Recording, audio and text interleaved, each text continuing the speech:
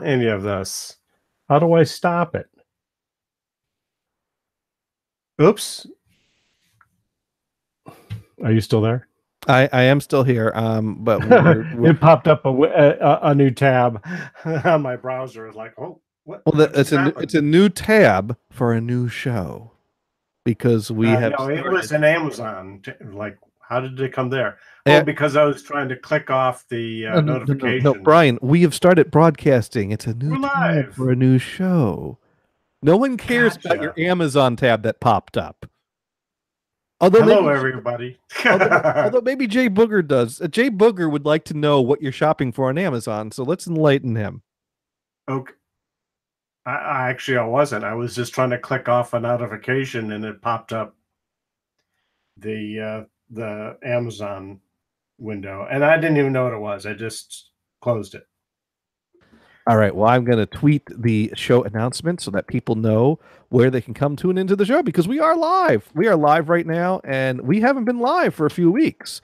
Now, I've been live with Kristen this past Saturday, and I was live with Dune this past Sunday. And Now, I were you was live on Twitch with Kristen or yes, on YouTube? both. Oh, I, you're I, simulcasting. yes, I simulcast to this YouTube channel and to my Twitch channel. Got it.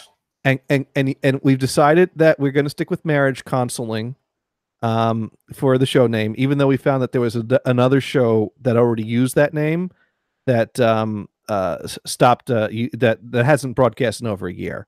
So it's like, dude, if you don't use it, you lose it. We're taking the name. But that's not the name of your channel, though, right? No, the name of the Twitch channel is Jay Gators. Right. And the name of the YouTube channel is Johnny Gators. And you know, it's kind of a case of I have all those subscribers on the YouTube channel already, so why start a new one? Because people never follow me to new channels, so whatever. But Kristen has officially drawn up a marriage counseling icon / logo for us because she does cute little drawings. And I've seen her draw a cute little self-portrait once, and I was thinking to myself, cute little like couple portrait would be pretty, awesome for our little marriage counseling thing. And so I have it here because she finished it today and showed me. Here it is. There is the official marriage counseling logo. Nice. There we go. It's a cute little Kristen, a cute little me. Officially with no hair up there, even though I do have a few strands still left, but they'll be gone soon. Well, And she could easily add a couple, right? That looks sloppy. Actually, I think this works better. Yeah, and it's not bad. It was nice that the little NES controller with the heart-shaped cord wrapped around and went with a Super Nintendo color scheme with the original Nintendo controller. Even though we do more than those two consoles, working two different console schemes into the logo is, I love it. It's great. It's nice. Yes, I like it. Yeah. Is that also on that Twitter account? I will be putting. I haven't posted this anywhere yet. She just emailed this me like a few minutes before I connected to this call. So yeah, we'll be looking forward to seeing that. We'll be posting that everywhere soon. You're the first to see. You're the third to see it. And the fourth and the fifth and the sixth, if we have three people that are actually view, but we don't. We have one viewer. So at this point, Kristen, me, you, and our one viewer. That's four people that have seen this logo now. Excellent. But you know what? We do have to open the show.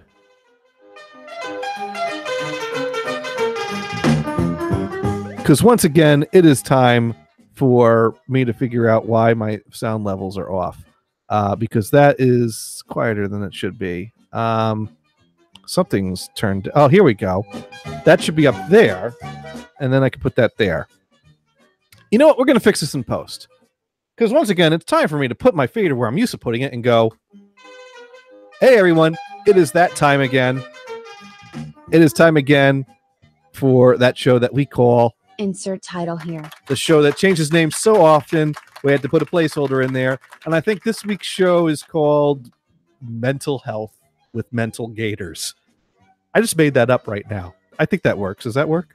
Yeah, I think it works. I think it works because mental health is some pretty serious stuff, you know? Yes. And I'm going to talk about that in a few levels here.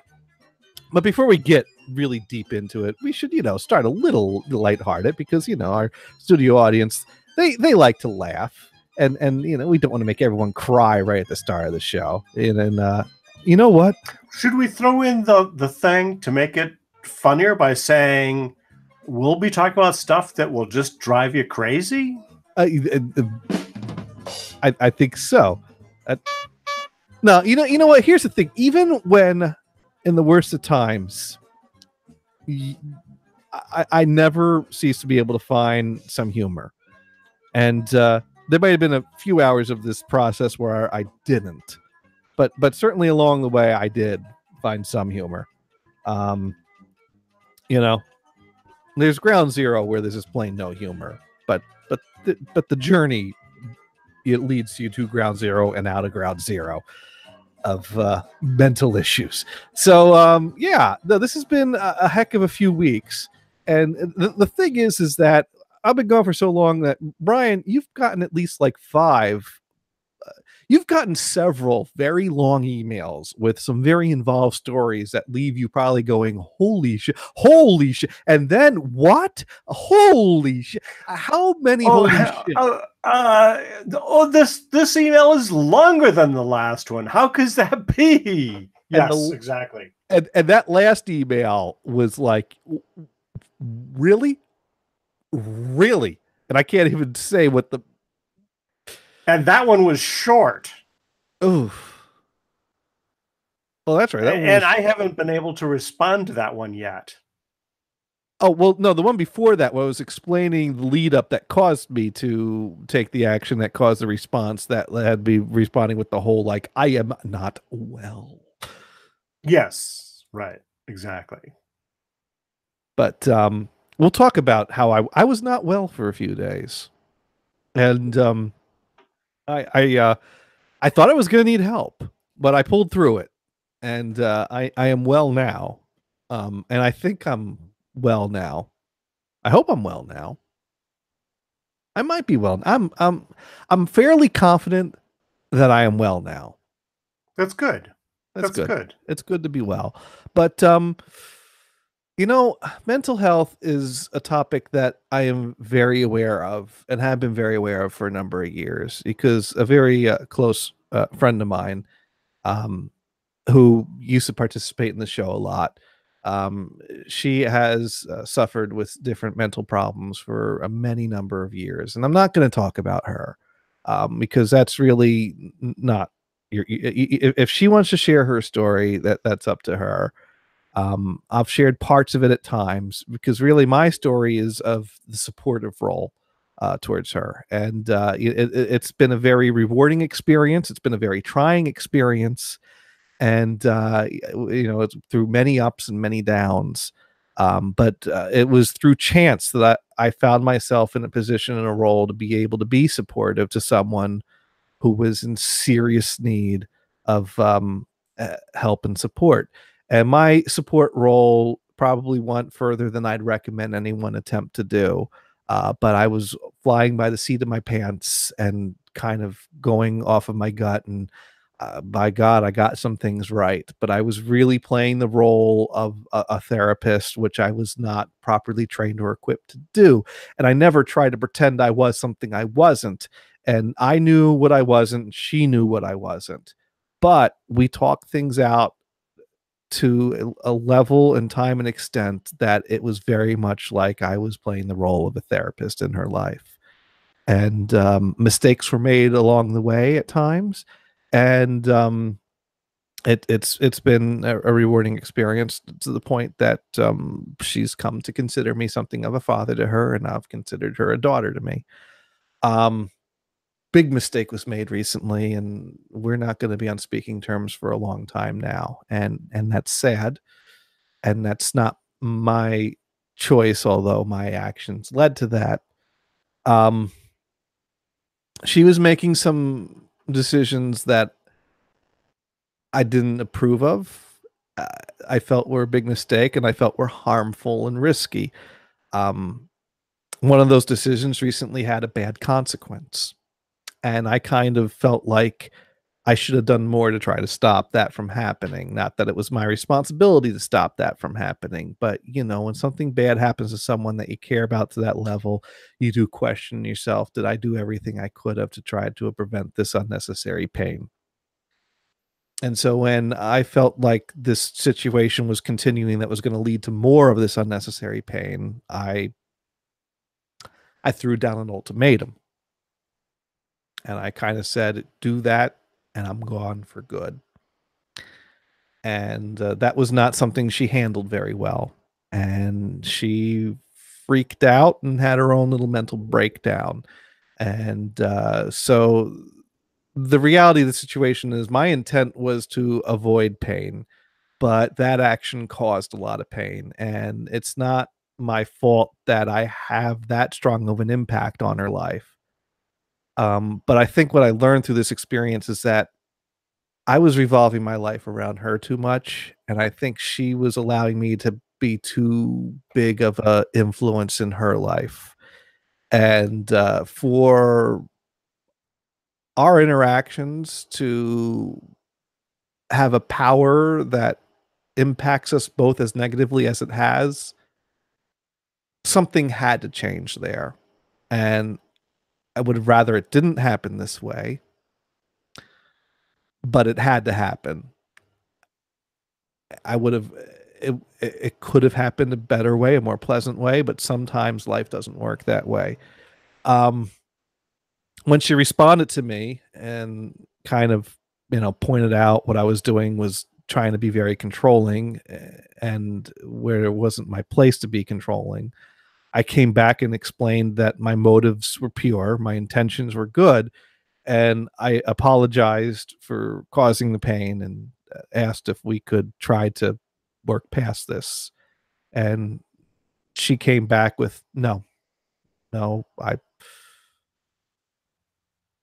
and the words that we've kind of expressed to each other are that we still love each other.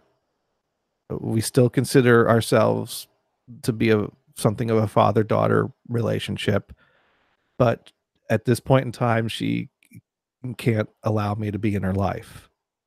And that that was very hurtful to me, to the point that I spent somewhere between a half hour to an hour begging her to find a way to allow me to be some part of her life still, because it's like, you say that you still consider me your father, you say that you still love me and care about me, but if that's all true, how could you not be able to find some way to let me be in your life? And it's not like I'm trying to be manipulative or guilt driven with statements like that. And that's a tricky thing, because that's like a logic that comes to my mind. How, if this is true, shouldn't you be able to find a way to allow us to work past this? And oftentimes when you say that, it comes across as you owe me this, and that's not what I was trying to say. And so it's sometimes very hard to convey what you're trying to say. And I spent a good half hour to an hour trying to get there. And at the end of the day, I mean, her attitude was, well, you don't have to believe me. If you don't believe I still love you, fine. Don't believe it. And it's like, that's not what I'm saying. I believe you. I just believe that if it's true, you should be able to find a way. Anyways, Let me ask a question. Were you, and maybe you didn't think of it this way, but were you trying to use a tough love approach? yes. Because sometimes that works and sometimes it can go horribly wrong. And this is one of those cases where I tried tough love and it went horribly wrong. And Yeah. I backed down once I saw it was going Bummer. horribly wrong. Yeah. Unfortunately, a lot of times when something is said, it's very difficult to unsay it. Well, I mean, really, here, first of all, this is something I never wanted and I never asked for. And I wasn't necessarily trying to exploit this, because it's never been clear to me how strong this is, but due to the history of mental health issues and abuse, um, she has a very programmed submissive role towards me. And so for her, she holds me in a place that I hold a certain power over her. And I never wanted that. I never wanted to use that.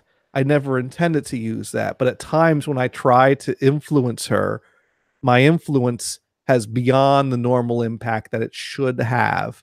And so it's almost like I have this unfair responsibility to take into account the power that I have that I shouldn't have. And that's something that's very hard to compensate for, because as we've gone through this journey, she has gotten better about being able to push back at me. She's very good at arguing with me. She's very good at knocking me down and putting me in my place. So it's very hard to feel like I have any kind of role of power over her when she's really good at putting me in my place. But there is this Right. weird dynamic that still to this day doesn't make complete sense over me. So when I lay down an ultimatum that do that and I'm gone, it messed with her far greater than something like that normally would. And that already is a pretty extreme statement and something that will mess with someone. Um, but I was hoping she would put that on hold. But then again, I even didn't think that through, because if I force her to make the right choice, whereas she really wanted to make the wrong choice, I didn't want to let her make the wrong choice. And I was hoping the wrong choice up to this point had caused her a large amount of pain. And I was just like, I can't let that happen again. And I was a little impulsive. It was a mistake at this point, and it did, Yeah. but it That messed with sucks. it. Messed. Yeah. Just, I feel like I have to say this part of this, even though it's not really anyone's business, but to convey just how powerful of a force I had that I didn't realize I had. Um, my ultimatum caused her to self-harm, something that she hadn't done in probably at least 10 years. Yeah. And and that's something I know from exchanging some emails with her husband. And he was nice enough to respond to my emails, because I apologized to him because I turned his world upside down for a few days, Sure. cleaning up that mess. Um, so I felt I owed it to him to go, look it, I meant well, but I'm sorry I messed up, and hang in there. And Right. and he told me, I don't hate you, but I have no desire to be friends with you anymore. You have no idea the pain you put us through here. Sure. And but that helped me understand, that helped me be more understanding to why she needs me to not be in her life right now, because I did not realize just the extent of the impact that had. And so that makes sense that, for me to have caused that big of a breakdown, it's like, I still love you, but go away. And it's like, okay. But going back to Wednesday night when we had this argument, and I basically begged her for an hour to let us find a way to still be in each other's lives, and it came to a no. It's not going to happen. The only thing she would offer me is one last conversation as closure, which I postponed to happen in a month. As a move of desperation, hoping that in a month things would calm down enough, which she insists is 100% absolutely not going to happen. And at this point, I don't think it is going to. But with all that's happened, I don't think either of us are prepared to face each other right now anyway. So I may as well hold it that 1 month. But I basically broke down uh, in a panic, screamed, ran from the room, ran to Kristen's room, screaming to her, oh my God, she shut me out of her life. Oh my God. This is a pretty big deal in my life. Every weekend that I don't travel, I spend a good number of hours on video conference with her. I wake up at 6 a.m. on Saturday morning if she's around, and we connect. And usually it's somewhere in the afternoon by the time we disconnect. So that's a good 6, 7, 8 hours. And there are some weekends we do that both Saturday and Sunday. If I'm home for a weekend, at least one of those days I do that. Sometimes, quite often, both those days. In the morning on my way to work, message through Facebook Messenger. Throughout the workday, when she's up, we message back and forth. So, it was getting to a point that she was a very central part of my life. And I think it was, and there were times where I thought to myself, I don't have time for other things because I spend half my weekend with her. And I started like saying to her, look, I have to stop doing this. I can only give you one day a weekend. I can't do both days. And she would say, okay, fine. And then like we talk Saturday and I'd be like, well, we didn't finish talking about what we need to talk about. Maybe we could pick this up tomorrow. And she'd be like, but I thought you said, and I'm like, yeah, but last weekend we didn't have enough time, or I was traveling last weekend. So this is a makeup or whatever. And it really turned into, even though there was a desire in me to find time for other things, I got sucked in too far that I couldn't, I guess I got addicted to it. And so that's, well, can I offer you a suggestion of on a positive nature? Go ahead. You have more time for your hobbies, like working on a quad mix. Yes, exactly. Or other things. I mean, that does to be just one thing. That is a reality of the situation, and we will get to that. Yeah. We will get to that because yes, that is exactly the type of stuff I was not getting to. I have lots of video game hobbies. I barely was spending time with that. I had lots of quad stuff building up. I had less time for that. I always felt like I wanted to do more things with Kristen. Now, Kristen and I are not a type of couple that have to do everything together. So she was never jealous or demanding of my time. But there were times that it felt like that I was letting Emily come first. So much for not saying her name. That I was letting Emily come first. Okay.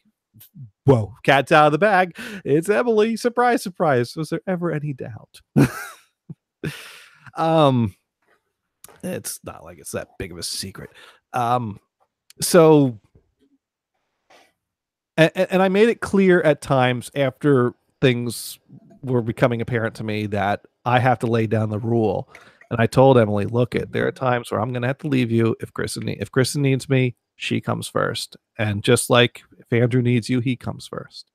And, we both need to make sure we understand and respect that. And that's always been a rule.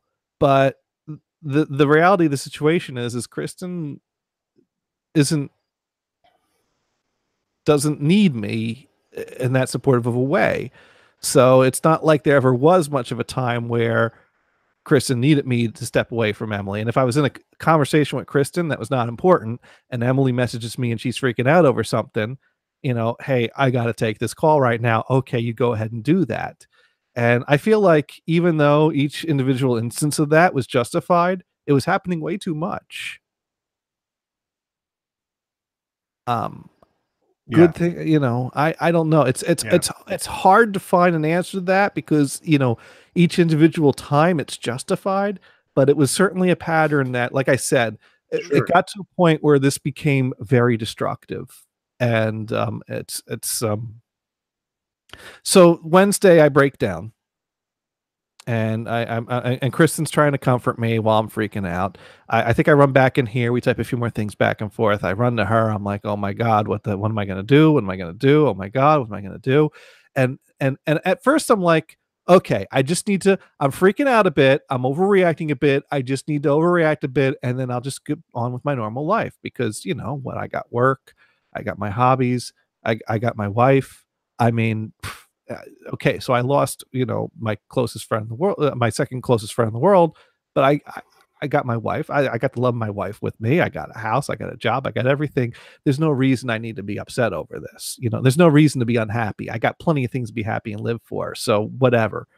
But this feeling came over me of, oh my God, I think I'm losing my mind.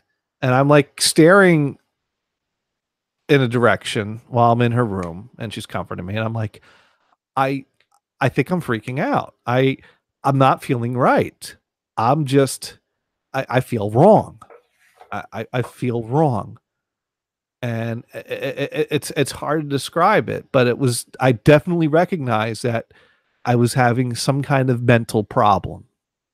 And it was something that and it was obvious to me that it was in response to what had happened, but only because of the timing. I felt like this is stronger reaction than I should be having for this. I don't think I should be reacting this strongly over this. So there's still a logical, practical side of me that's like, really? I'm going to lose my mind over this? It's not like this is the first time Emily shut me out for a period of time, and Emily hasn't said this is definitely forever. She said she makes no promises, but sometime, and it will be a long time, she might reach back out to me. Now, that was the same thing she said last time, and it turned out to be a few months. But then again, I did kind of wear her down, and I don't intend to do that this time because it's far worse this time. And there were other factors that caused her to come back. So I was freaking out and I didn't know what to do. And so Kristen's like, well, let's go downstairs and watch some TV. Okay. That sounds logical. All right. Yeah. I'll go downstairs. A good distraction is worth, could do that.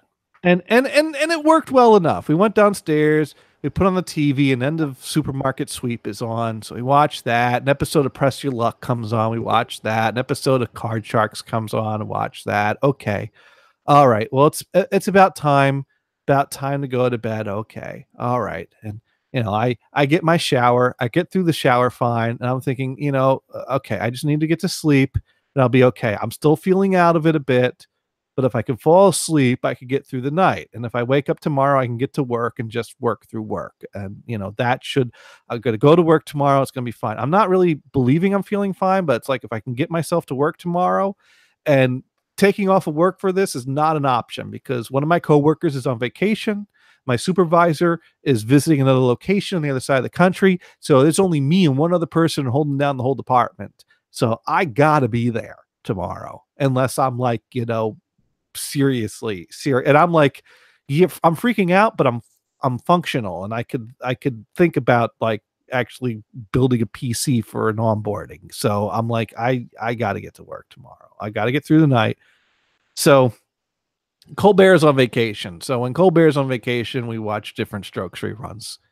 So I pull up a Different Strokes episode because I got them on, the, Plex server to stream over the Roku sticks. And you watch an episode, and I'm not good, but I'm not freaking out. And Kristen has a bed in her own room because she doesn't like things touching her when she sleeps. And it's like, what makes her happy makes her happy. So we get to the end of the episode, and she's like, "Okay, you need me to stay here with you?" I'm like, I think I'm tired. I think I can fall asleep.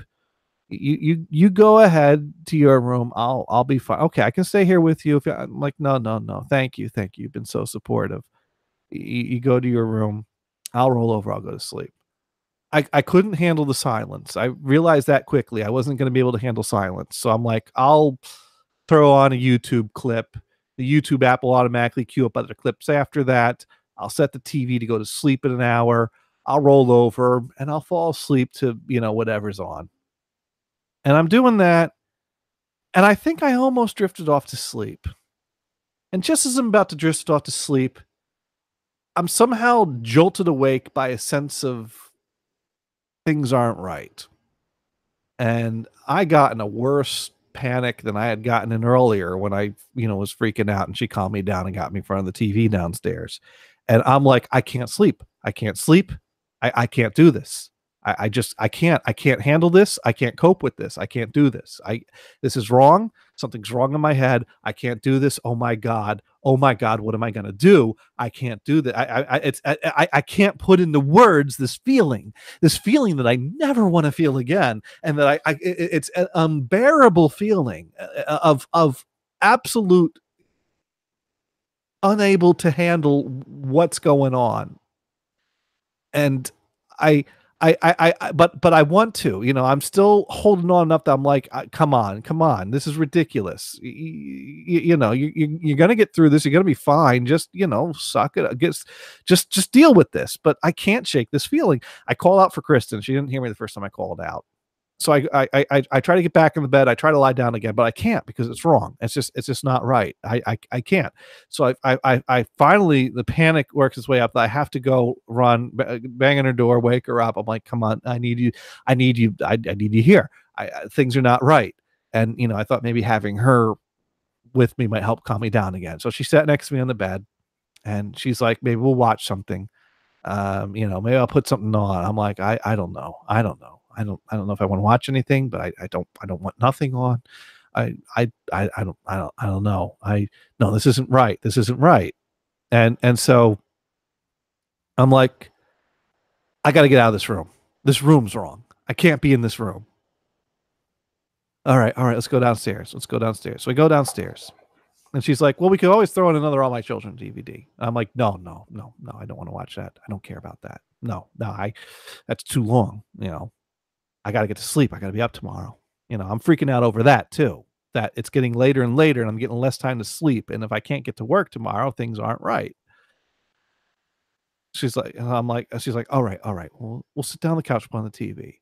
And I couldn't handle this. This wasn't right, being downstairs at this hour of the night. No, this is wrong. I can't be here. Let's try the upstairs again. And I get upstairs.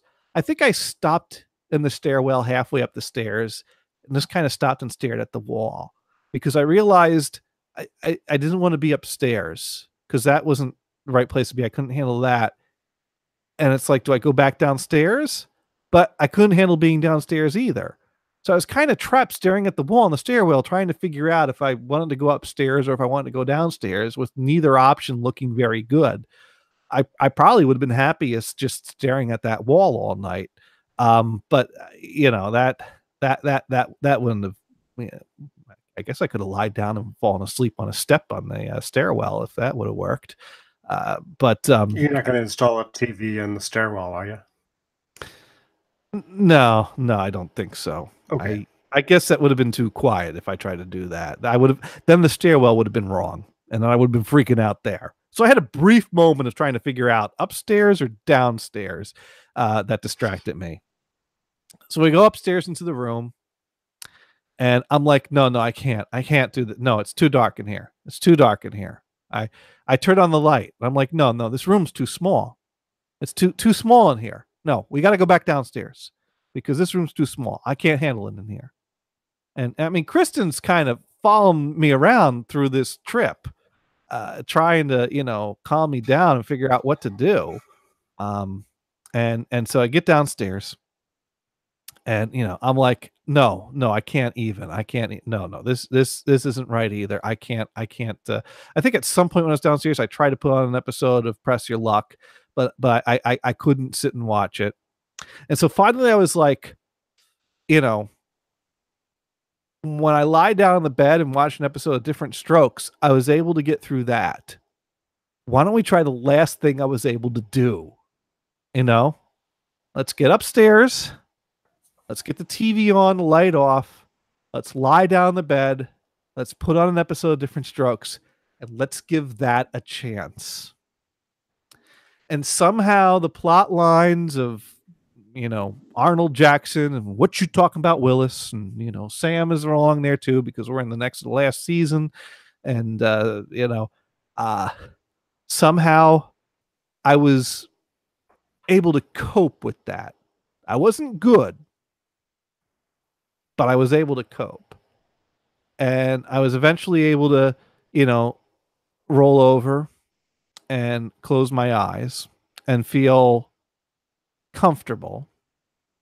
Not good, not happy, but comfortable. And then that episode ended, and I let the next episode roll. And Kristen, at some point, as I'm calming down, I'm like, I think I can handle this. I think I need you to stay here with me, and I need that TV to stay on and just run different strokes all night. But I think I can handle this. And that calmed things down enough that Kristen was able to start breaking down and crying. And because I didn't realize how scary this was for her up until that point. I mean, to me, I was too busy freaking out to think about how, bad I was freaking out. Um, and it amazes me that this had that much of an impact on me. But, when I tell you how close we were and how serious this was, I guess it sounds pretty logical that I would have a strong, violent reaction to that. But at the time, it still felt like, no, I should be upset. I should be sad, but I shouldn't be breaking down mentally. But yeah, serious shit can break you down mentally. And it is scary because you just feel like you can't cope with anything. And I'm like, right now, I'm past it enough that I'm like, I got through it. But shortly after that happened, I was freaking out because I'm like, I can't have this happen again. I can't have this be my new normal. I couldn't handle a half hour of that, let alone days or weeks of that. If this is where my mind's going to go and it's going to take me months to get better, I'm probably going to throw myself off a fucking bridge out of desperation, So I'm like, getting ready to think about therapy. And I did do a little preliminary research on that, but Wednesday, I did not fall asleep, not into a deep sleep anyways. I spent the night lying face down with my eyes closed, listening to various episodes of Different Strokes. There was an episode where Arnold was responsible for getting talent for some sort of a show, and his friends have something singing, "We're gonna ease on down the road." There's an episode about Sam working at the old folks' home where he's making a model airplane, but the old guy that's supposed to work with him is cranky. There was a episode where Kim came back home to visit from Paris. I was, at about 4 a.m, poor Kristen has just been lying awake as well because she can't sleep with the TV on. Finally, at 4 a.m, I'm like, I think I'm comfortable enough that I can handle another hour here without you. Why don't you go to your bed, go get some sleep? And, she slept in. And, another 2 episodes of Different Strokes ran at 5:10. My alarm went off. I was pretty much just lying awake. And I was able to be awake the next day. I did not feel like I never got to the point that I was ready to fall asleep. Part of it was I got some rest. I was lying down. I did have my eyes closed. I couldn't tell you the details of the plot points, so I certainly was drifting, but I never fully fell asleep, and I did not get a night's sleep that night. But usually on the morning train commute to work, I'll fall asleep staring at my phone. That did not happen, and I couldn't handle silence. So I had to keep running podcasts in my earbuds. I was able to rest my eyes, and I was able to drift around a little bit, but I can't really sleep with a podcast going, and I couldn't turn off a podcast to fall asleep. And I got to work, and I got into my routine and my schedule, and I felt out of it most of the day, but I felt pretty okay. I went through different bursts of kind of feeling anxiety coming on, but I was able to keep it in check. I was able to get through the day. And at lunch, I took my lunch into the bunker, which is a storage closet area where we got a desk set up with a dock station. I put my computer in. And there were multiple times that I had would sneak off there if Emily had some emergency going on and needed to talk to me while I was at work. And so I was getting very anxious sitting in there with my lunch. I was like, I can't do this. So I had to eat lunch at my normal desk. But I got through Thursday, and I thought, I'm feeling pretty okay. I think I'm past the worst of it. I hope this holds, though. I'm not sure what's going to happen tonight, though. I was getting a little nervous about the thought of the sun going down and night coming. I was kind of scared of another night because I'm like, at some point in the afternoon, I was starting to nod off in front of my computer, which was so comforting. To be able to rest my eyes and actually fall into a sleep, even though I'd wake up shortly afterwards, it was like a mini celebration of, yay, that happened. I can still do that. And, I went home, and at home, I wasn't quite as good as I was at work because I came back home and I was back, where it happened, where it went down, and where there was, and I was able to eat dinner barely. I did not eat my full dinner. I only ate half my dinner. I had a lost appetite. And I wasn't freaking out, but I was definitely in a depression. I was very sad. I was barely interested in the episode of All My Children we were watching. I was able to watch it, I was able to pay attention to it, but I didn't care so much about it. And I was thinking about tomorrow's Friday, and what am I going to do this weekend? I have all my hobbies I could do. I have my quad stuff. I have, video game stuff. Maybe I can get to the flea market, shop for things that could distract me. Maybe we'll get out of the house and do things. And it's like, I'll force myself to do things because I got to get through this weekend, but I had no desire. I was just depressed. I didn't, nothing interested me. And so after dinner and after All My Children, it was like, well, if I'm going to get up at 5 o'clock and if I'm going to take a sleeping pill, I'm going to need to give myself a solid 5 hours of sleep. So I better take this pill before like 9 o'clock. So I'm like, all right, Chris. What kind of sleeping pill do you take? They all use the same thing. Just the over-the-counter kind of thing. Yeah. And and they take at least an hour to kick in anyway. So right. You take it and hope that it works. So I basically said, all right, I'm going to Walgreens. I'm getting sleeping pills. You coming with me? Kristen's like, yes, I'm coming with you. And one thing that really helped me the most Thursday that I totally forgot to even talk about right now was I was talking to Kristen about everything.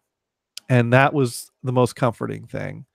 One of the things I had said multiple times is that Emily and I, my friendship was such that we confided a lot of things in each other. We felt comfortable telling each other a lot of deep, dark secrets. And there were things I had told Emily that I had, were very insecure about, and I had told no one. And I felt like, maybe it's time I tell these things to Kristen. Not that I had a good reason to up to this point. It's not like I was withholding these things from her. But I never had a good reason to say these things to her. But now is kind of a good reason. Like, there are things I've talked to her about, I haven't talked to you about, and I'd like you to know these things about me. And, she was cool with those things, and she accepted those things. We even joked about them a bit since then. I'm not going to tell you them. You don't want to know. Sure, that's fine. I mean, that's your business. Right. Again, with dark secrets, you tell whoever you're comfortable with telling, and that's fine. I was just teasing a little bit. No, that's fine. So we went to Walgreens. I get the sleeping pill. And what's funny is that there's different brand names of sleeping pills, and then there's the generic store version of that brand name that tells you, like, this is exactly like the one that's next to it for half the price. Compare the active ingredients. They all use the same quantity of the same active ingredient. So the generic version, there are different generic versions of things made by the same company that had the same active ingredients, but they're packaged a little differently because they want to market them as the generic version of the name brand, so you could pick the cheap version of the name brand you like. But they all basically use 50 milligrams of the stuff that's in NyQuil. So basically a sleeping pill is NyQuil without the Ny, which is why NyQuil started manufacturing ZQuil, because you take a ZQuil, you take a Unisom, you take a whatever the other brand is, you're taking 50 milligrams of that chemical that makes you sleepy. Right, or like Tylenol PM. Right, yeah, Tylenol PM, same ingredient. Same thing. But it has Tylenol as well. So it's good if you have a headache and you want to get to sleep. Right. But I don't have a headache. I just want to get to sleep. Right. So I bought. Well, it could be other pains as well. In fact, like I know people that fly and take Tylenol PM with them. It's like, hey, I can sleep and I don't have issues with ear aches or whatever, due to the flying. So, okay. Shall we say multiple problems are solved. If you need to ease pain and get to sleep, Right. Yeah. But the snooze stuff in the over counter is all the same thing. So I just bought a bottle of the generic version of the Unisom. And this is the third time in my life that I've done this. I've talked about the girl from Canada, Tams, that I met up with her. And when that friendship was completely falling apart and failing, I did get to a point where I was having trouble sleeping, and I bought sleeping pills. When the Lisa fiasco broke up, I freaked out over that. Vamp had to calm me down on the phone one night when I was having a breakdown very similar to the breakdown I had Wednesday night. And that was the first time I really felt that way, although I might have felt that way with the Tams thing, and I just don't remember it. So this is only the third time in my life I've resorted to taking a sleeping pill. But I was like, I don't know, and I don't think I'm going to fall asleep easily tonight, so I'm doing this. And I didn't sleep last night, so I need sleep. I was feeling tired. I was feeling ready to fall asleep, but I was still feeling anxious, and I was definitely feeling a depression and a funk. So I'm just like, I'm not taking any chances. So 8:00, I popped a sleeping pill, got my shower, talked with Kristen a bit more on the couch, gave it some time. As it got close to, 8:30, 9-ish, went upstairs, put on an episode of Different Strokes. I'm like, I'm good. I'm tired. You go to bed. I'll let you know if I need you. And knocked me right out. Fell in a nice deep sleep until the 2 a.m. chirp from the smoke detector that's batteries are failing. Oh, shit.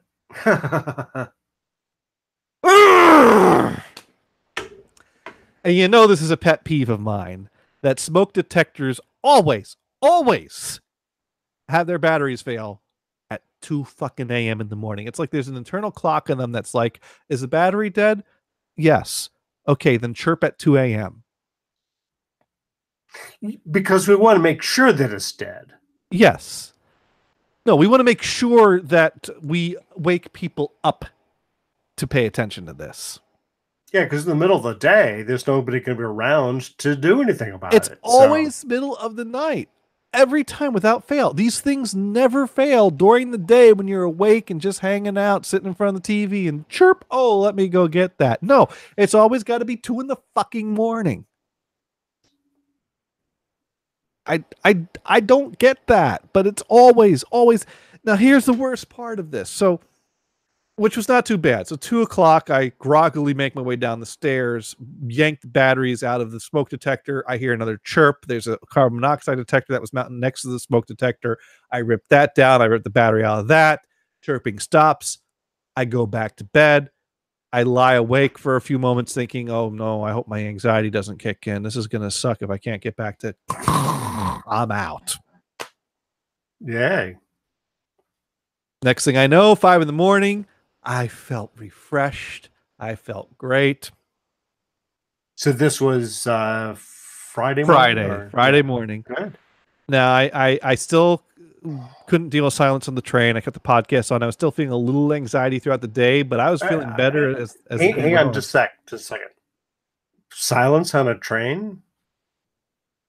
You ever been on a train at 5:44 in the morning? I've been on many trains that were absolutely empty, and silence would be the last word to describe it.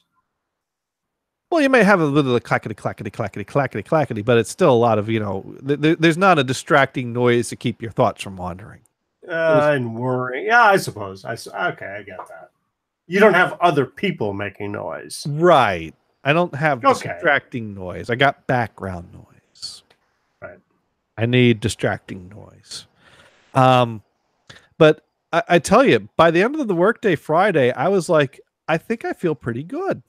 And I came home and I was interested in what was happening. And I felt like, I can see having a pretty good weekend. Now, I was worried because this is going to be, I'd been away for 2 weeks. So this is going to be a weekend that I was going to spend time with Emily after being away for 2 weekends. And I hadn't seen her in a while. And so I thought that it would be reasonable to suggest that the first weekend I have to not be with Emily that I was supposed to be would be really bad and I'd be freaking out. And I, especially after Wednesday, I was like, oh my God, this weekend's going to be hell. It's going to take so long to get through 2 days of not wanting to do anything and just feeling like crap and possibly even having anxiety attacks. This weekend could be really bad. But I was doing good at holding it together at work on Thursday, and Friday I was feeling normal again. I'm like, I think I got this. And sure enough, Saturday I woke up at 8. I did not wake up at 6. I woke up at 8, got me some breakfast, and I got things done around the house. I wired in the kitchen speakers, the home theater system. I got some tapes recorded in. I, did the laundry. I got more shit done in this house than I have in a long time. That's good. That's right. That's the positive side we were talking about before. I now have time to do the things I've been putting off. And I'm not unhappy. I'm still upset about the way things went down. And you're going to be bummed out. I'm for sure. Yeah. I get that. I'm surprised, but I was surprised at how bad I was at first. I'm surprised at how quickly and how strongly I bounced back, given how bad I was. It was a very quick trip, but it was a very intense and scary one. Sure. Interesting. Yeah. Now, have you had any brushes with mental health issues or any stories that this brings to mind in your life experiences? Not that severe. I mean, yeah, you get bummed out when, it doesn't go the way you want and stuff, but I haven't been anywhere near that severe. Part of it, you have to figure out, come up with a coping mechanism. What can I do to replace that? And sometimes that's not going to be easy to do. And that's the thing, because like when I was at my worst on Wednesday night, well, before I even got to my worst, when I was, Kristen took me downstairs and we were sitting on the couch, I was thinking to myself, Kristen is my wife. Kristen's the love of my life. Kristen is the thing that, you kind of feel like, as long as I have her, I'll be okay. And it was bothering me that I wasn't, because it's like, she's here and I'm glad she's here and it helps. And I'm glad she's here, but and I do want her here and I do want her, but she's not what I want. Well, you want what you just lost. Right. And Kristen wasn't filling that hole. But you know what? I gotta tell you, I owe her so much. I mean, because she did help, and she got me through it. And I wore her out Wednesday night with her being there for me. Like I said, when things calmed down a bit, she was breaking down in tears over, how bad I was. And then Thursday, talking through things as deeply as we did, was really comforting. And this weekend we spent a lot of time together. And I think this has brought Krista and I closer than we've been in a long time. Not that we've not been close, but well, you take it to another level, right? Yeah. And that's another positive thing that there's no way you could anticipate. Yeah. So kind of happens. I'm sad that it had to happen this way, but I'm kind of like seeing now that like something had to change there, and my inability to recognize that needed to change and making the appropriate changes forced it to explode in an explosive way. And the problem is that this is the light side of the story. What Emily went through on her side of the story is probably thousands of times worse. But then again, she usually goes through things thousands of times worse than me. And that's so unfair. And that's something that's always bothered me. Well, the crux of the problem is that you were trying to help her through her situation. And I did the wrong thing to do that, and I ended up But creating a but worse it went situation. south. Let's just say Yeah, it went south. it went south. I wouldn't I even put the blame on you because, shall we say, when you have a problem like this, it takes two people. I You're only one. I'm at peace with the situation. I'm at Yeah, peace with the decision sure. I made because I know my motives and I know my reasoning. I am regretful about it because it did cause a pain that didn't have to be if I had made the decision better, and I could have done that. But I know what my motives were, and I'm at peace at it with it, and I'm at peace with that the consequences are what they are because of what she's been through, that she's not just trying to punish me or mess with me. She's not, being mean to me. She's taking care of herself. So I kind of think that, by Friday I had found peace with the situation. Right. It's what has really helped me. Um, one decision is coming out of it. I don't know what I'm doing when it comes to, my spiritual side. And Emily was very involved in my spiritual side because she's a bit more religious than I am.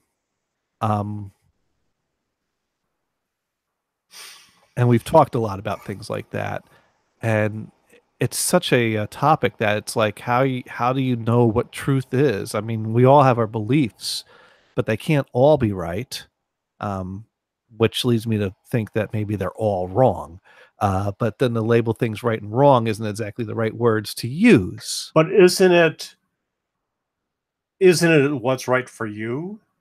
Well, that sounds good here, but if any if any one of the true religions is right, and they are right that you have to believe certain things or you're doomed, then the other things that were right for the other people aren't going to be so right for them on the other side.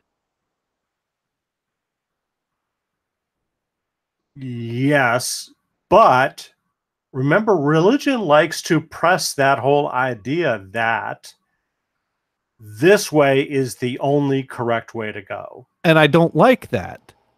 But that's religion talking. But that is the institution that says you got to be part of us or you're screwed. And that is not even true. There's no truth in it at all. Well, we have no proof. They can't all be true. They can't all be true. You're on that same channel. They can't all be true, but we can't disprove the possibility that one of them is true. But you can't disprove that all of them aren't true at some level. At some level, but remember we had this coworker that half of her family is Buddhist and half of them are Catholic. So she grew up with both. Well, I don't think Buddhism... And I told her that she's a very lucky person that she gets to see these different views. I don't think Buddhism excludes you from practicing Catholicism, though. But Catholicism would exclude you from being a Buddhist. Well, being a Buddhist is about being like meditative and contemplative. Sure, but many people in the Christian side, whether you're talking about Catholics or fundamentalists or whatever, absolutely reject anything that have to do with Buddhism. Well, that's individual choice. They won't even practice yoga. But is Buddha considered a god or a spiritual leader? He's a spiritual leader. Right. But so the whole thing is rejected by many Christians. Well, but that's the thing is that if you follow Buddhism, you're following a spiritual leader, but you're not worshiping him as a god. True, but they just totally reject the teachings. Well, individuals may reject it, but it is very possible to consider a truth in a Christian religion and still follow practices of Buddhism. I totally agree with you. I totally agree with you. You can marry those. There are many that don't. and But that reject it. but that's not what I'm getting at. I'm getting Sure. Sure. at some point on the other side of all this, there is a truth.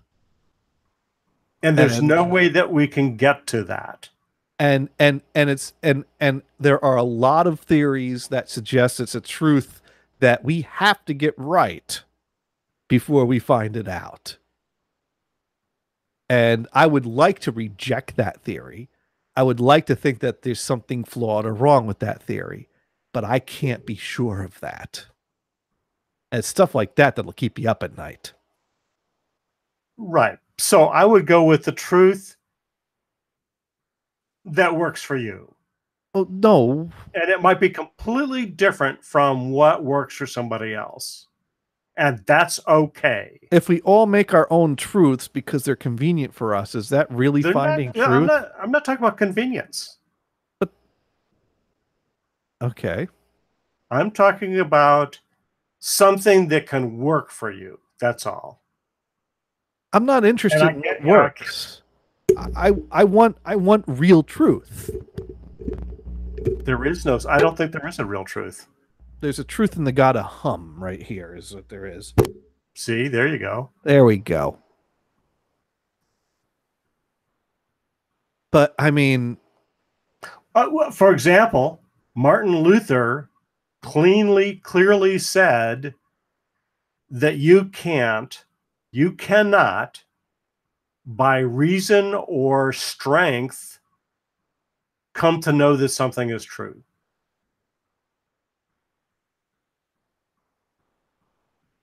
Okay. You cannot reason out. You cannot reason out that God exists, for example.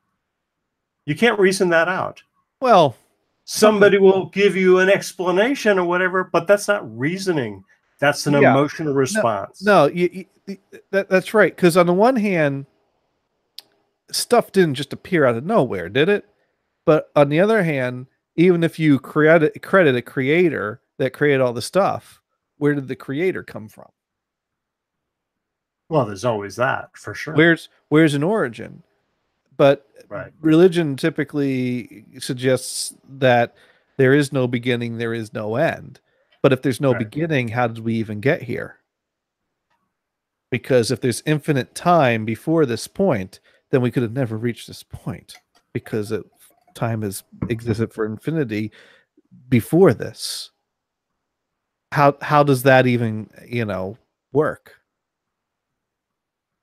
But there's even a suggestion that if you go with the Big Bang Theory, okay, that before the Big Bang occurred,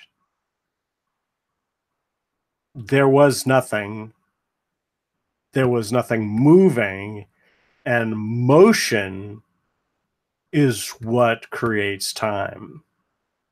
Okay, that's a simplified version of it. So before the Big Bang Theory, nothing was moving, nothing was happening.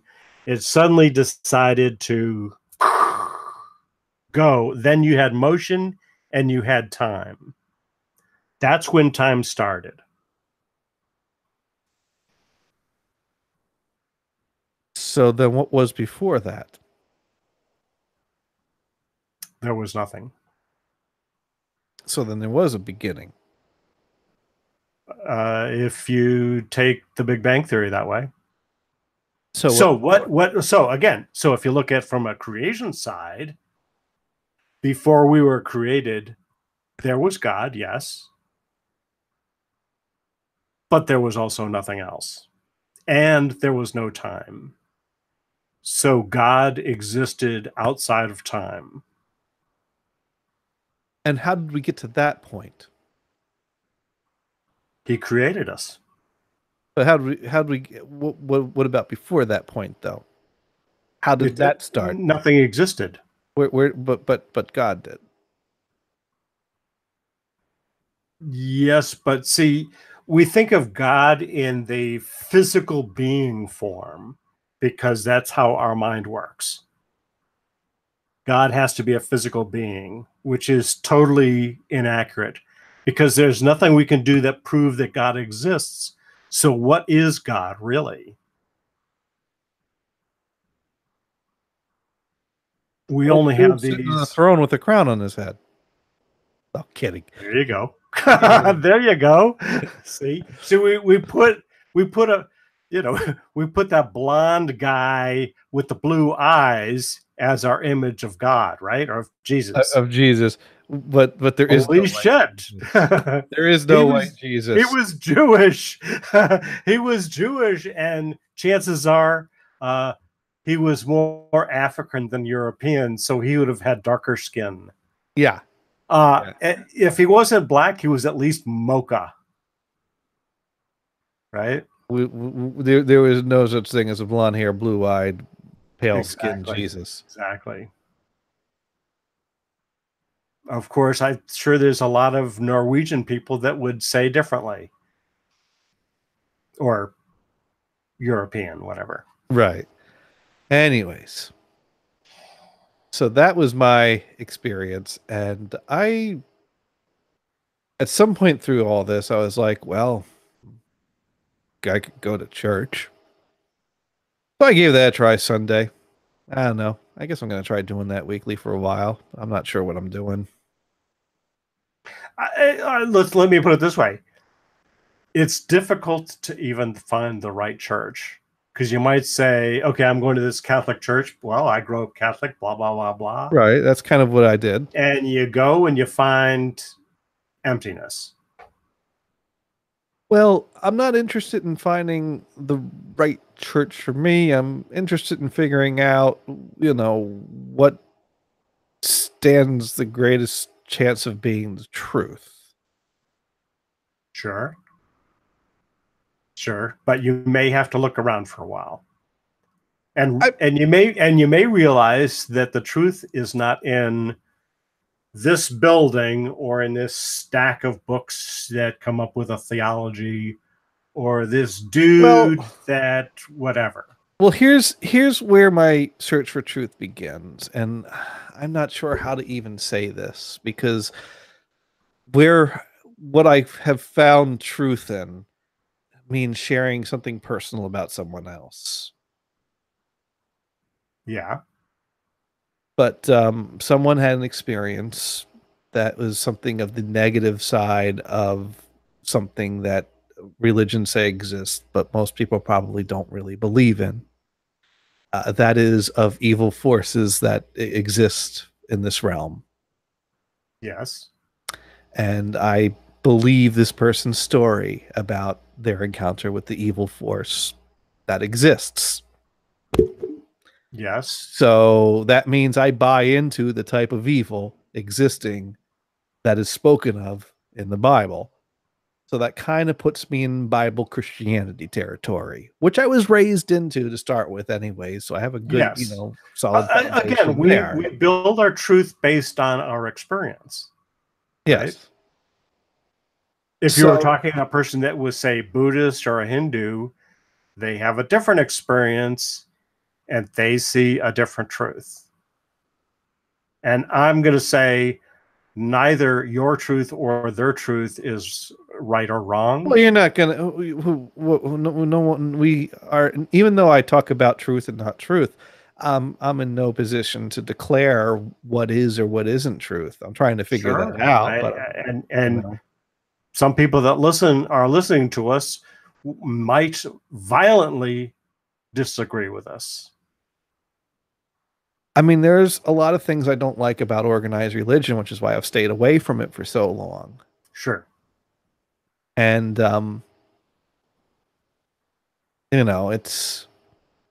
I think they focus too much on trying to define the undefinable, and that leaves them to be too rigid to adapt to,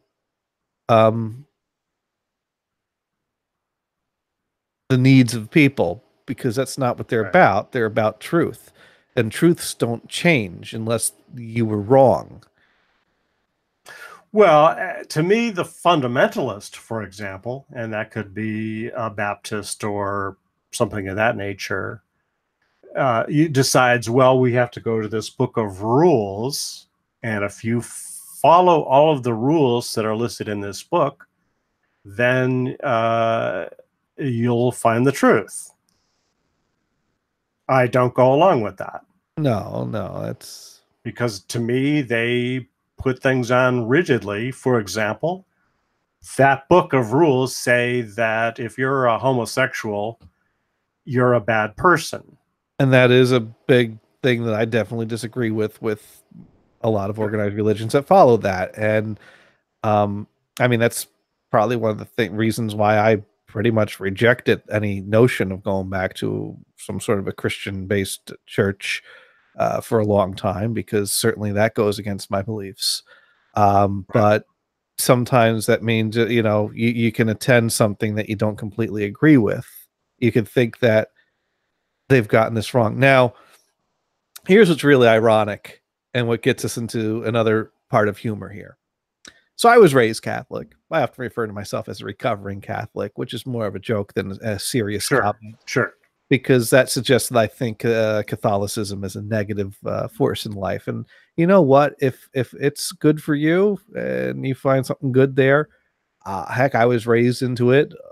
All of my family members still believe it quite strongly, and I would not mock them for that. Um, so that was kind of a good starting point there, because there's a lot of churches that believe in Jesus, and he kind of are like, well, what's the deal with this? They all kind of had the essential same belief, but there's differences. And so that's where Emily and I had a lot of time to go into debate and discussion, because the big argument for the Catholic Church is that the Catholic Church is the church that Jesus founded. And if you're going to a different church, you're going to a church that the name of some human founded. And you say to them, well, you know who founded your church? You go back and look, you'll find the name of someone. But you go to the Catholic Church, and that was started by Jesus. So you want to go to Jesus's church, you go to the Catholic Church. That's the Or founded by Peter, depending on who you're talking to. who was appointed first pope by Jesus. Right. Although he never used the word pope, but that's beside the point. Well, and that's where you get to the Christians or the Protestants that will Right. say, well, you've totally misinterpreted that line. Right. And that's why they don't believe in the succession of popes, and that through time, this church that, yes, started with Jesus, went down a path that they were like, no, this is wrong, we want to reform. And so, yes, people decided to reform and start something else, but followers of Jesus are still trying to follow Jesus's followings.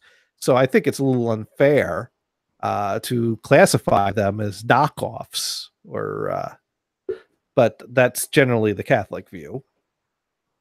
And that was Sure. actually was a point of the mass I attended this past Sunday, because the Catholic Church has been in the news lately, and not in Yep. a positive light, and it's kind of a big deal. And Yep. so the gospel this past Sunday was something about um, Jesus saying to the apostles, "You too, will you be leaving?" And Peter says back, "Well, where would we go? Of course, we're going to stay here with you." Um, and so the pastor used that to basically talk about the scandal that had gone on, and we all have a decision to make. Do we stay or do we go? And he even made reference to the Clash song at some point in there, Yeah, which, while we're on this topic, yeah. I've noticed a number of atheists that are using this point to say, "Hey, it's time for you people to leave the Catholic Church." And here's the Okay, and here's my problem with that. How can you say that when you're not a Catholic? That's not your decision. I no, mean, I understand what you're saying. that's not really anyone's decision. Right. But yeah, it's a problem, and it's horrible that they keep having these scandals and not handling it properly, and they're letting abuse like this go on. This Sure. is what's going on here, but that's a people problem, and those are problems that the individuals that are doing the things they're doing are responsible for the things they're doing, all the way up to however high or however low it goes. But should that stop you from following what you believe? do those individuals suddenly mean that what you believe is changed? Well, And that, it would be the same as saying, well, the Americans have gone in the wrong direction, and therefore your Constitution is wrong, or your form of democracy is wrong. well, let's not get political here, I but mean, I know, but it would be similar to saying that, right? but You it's don't have to go into that detail. but it's kind of ironic that the week I go set foot in a church after like at least 10 years of not setting foot in a church is the week that the theme is, well, we have a decision to make, as we wrestle Right. with this scandal. Do you stay or do you go? Because, and he made reference to the fact that he's spoken to a lot of members of the parish that are like considering leaving the church Sure. over this. That's because, interesting. Yeah. And his comment was, but, like Peter's line, where would I go? Well, where would you go?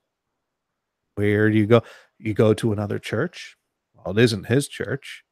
And that line bothered me because I'm like, who are you to judge that the other church? But then again, well, I mean, you take the step that, okay, so when Martin Luther, for example, who's the one of the few reformers that wasn't assassinated by the church, right? Right. He put together because he was a monk, he put together this list of the abuses and the things that were wrong with the Catholic Church. And nailed them to the door. Yeah. Nailed them to the door. And he said, you've got to fix this problem. And they didn't. So he had to go off and start his own church with his reforms. So who's to say whether he was, I grew up as a Lutheran, so who's to say that Martin Luther was wrong or even right? Either way. Yes, and people started that, but people started that by still following Jesus, feeling that somewhere along the way that path had gone astray, and we want to find our way back to Jesus. Yet the Catholic Church is trying to still say, no, no, no, this is the one he started, so this is the right path. Right. And it's like, that's a bit of a closed-minded view, but I also don't see that as a good reason for one to leave that church. I mean, if that's your church and your beliefs gel with their beliefs and you buy into that, then, do what you can to fix the problem. The best argument in his favor is, and you can apply this to any church, the Catholic Church, the Lutherans, the Methodists, whatever, okay, is that the church is a house for sinners. We all make mistakes. That's why we're all here. We're trying to make corrections. And hopefully the Catholic Church will come up with the correction. Certainly they have a problem to solve. Yeah, but it's not like this isn't the first time they've had this problem. Sure. Oh, I totally agree. Yeah. There have been abuses like this that go back to the 70s that you heard about. And I remember, was it in the 90s or was it the early 2000s I was still attending church when they had to make statements in the bishop's annual appeal that none of these donations will go to the defense funds for the sexual abuse scandals. So it late 90s, early 2000s, there was I went to a parish called Mary Mother of God in Hillsborough, New Jersey growing up. And one week there was a new assistant priest that came to be a part of there was a pastor, there was the assistant pastor, and then there were a few extras that were, hanging around the rectory because there were room there. And they would help out with saying the masses. And this Father Jack showed up one day. And, we all thought he seemed like a nice enough guy. Although in hindsight, when we read about him in the paper, Mom said, well, I always thought he was a little flaming. And apparently he had a bit of a history of getting friendly with the altar boys and furnishing them with booze and taking them for soaks in the hot tubs. And when the court case started, when the trouble started, the Catholic Church did the typical thing that they did and transferred him to another church. And that's how we ended up with him. And it's like, you know what? I don't think I'm cool with that. Yeah. Why did they just push this problem, onto another church? And I mean, the role he took on that church was one of he lived in the rectory and he said masses. He didn't, you know, he but he interacted with people in the sense of he said masses and he shook his hand afterwards on your way out the door. I don't think that he was spending time with any of the altar boys afterwards at this point anymore, but they still put him in with a parish as a acting priest. They didn't send him to pasture while the court case was pending until he was thrown in the slammer. Or wouldn't they? Why didn't they just send him off to a monastery? I don't know. That's the thing. They sent him to another parish and he became an active priest there until he had to go leave to care for his mother, which was Catholic code for he done going to prison. Oh, his mother was in prison? I guess. Bad. I think he really did have an ill mother, which is probably sad that he probably really did go to tend to his mother while the court case was still pending and then ended up in prison. And I don't know what happened to his mother at that point. Sure. But they didn't really talk about that in the church. We had to read about that in the paper. Right. But yeah, it's like, this showed up in the paper. It's like, wait, but that's the guy that just said mass this morning. And he's on trial for touching the altar boys. And I mean, he's on trial for a recent case because there are all the past cases that go back that the statute of limitations is over, but they brought them all back and they all came back to testify against him. A lot of character witnesses testified against him. Yeah.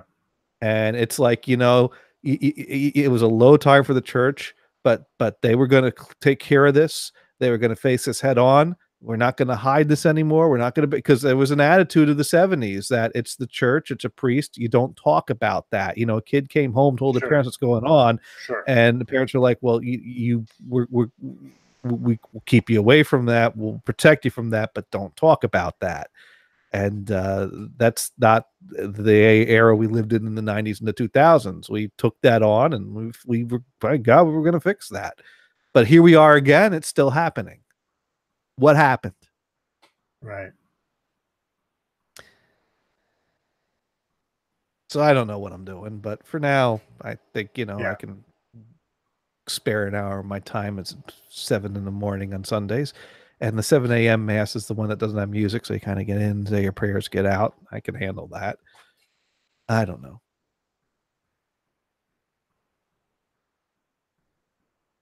Yeah, just because there are abuses doesn't make it wrong. It doesn't make the whole church wrong. Yeah. But clearly this is, it also would be fair to point out that this is a entity that has a history of this problem that keeps recurring. And, well, and there's these type of problems in other churches as well. So there's no immunity because you're not in the Catholic Church.